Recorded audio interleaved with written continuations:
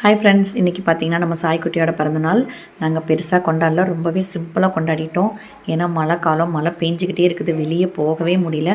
எப்போவுமே அம்மா வீட்டில் கொண்டாடுவோம். இந்த வாட்டி அம்மாவும் இல்லை, அம்மா ஊருக்கு போயிட்டாங்க.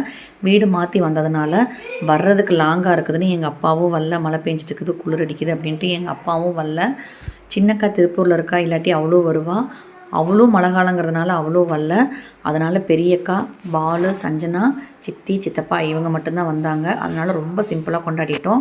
இன்னொன்று சாய்க்குட்டிக்கு ட்ரெஸ்ஸே மத்தியானம் தான் நாங்கள் போய் எடுத்துகிட்டு வந்தோம். சாயங்காலம் தான் போய் கேக் வாங்கிட்டு வந்துச்சு. இந்த வாட்டி கேக் வெட்டுறக்கு ரொம்பவே லேட் ஆயிடுச்சு.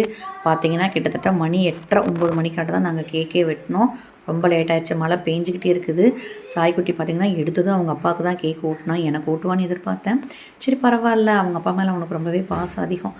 அப்புறம் செகண்ட் தான் எனக்கு ஊட்டினா. இருந்தாலும் கொஞ்சம் ஹாப்பி ஆகிட்டேன் நான். நம்ம பையன் சந்தோஷமாக இருந்தால் நமக்கு அதுவே போதில்ல.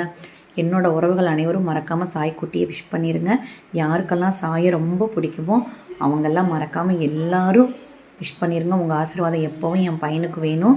அதனால் எல்லோரும் சாய்க்குட்டியை மறக்காமல் திருப்பி சொல்கிறேன், விஷ் பண்ணிடுங்க. இன்றைக்கி பெருசாக எதுவும் பண்ணலை. ஏன்னா வீட்டில் எதுவும் பண்ணலை.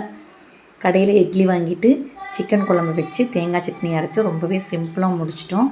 அவ்வளோதான். நீங்கள்லாம் என்ன சாப்பிட்டீங்க, எல்லாம் என்ன பண்ணுறீங்க அப்படின்ட்டு மறக்காமல் கமெண்ட் பண்ணுங்கள். எத்தனை பேர் விஷ் பண்ணுறீங்க அப்படின்ட்டு பார்க்கலாம். சாய்க்குட்டியை யாருக்கெல்லாம் பிடிக்குன்னு பார்க்கலாம். மறக்காமல் எல்லோரும் விஷ் பண்ணிடுங்க. Good night friends.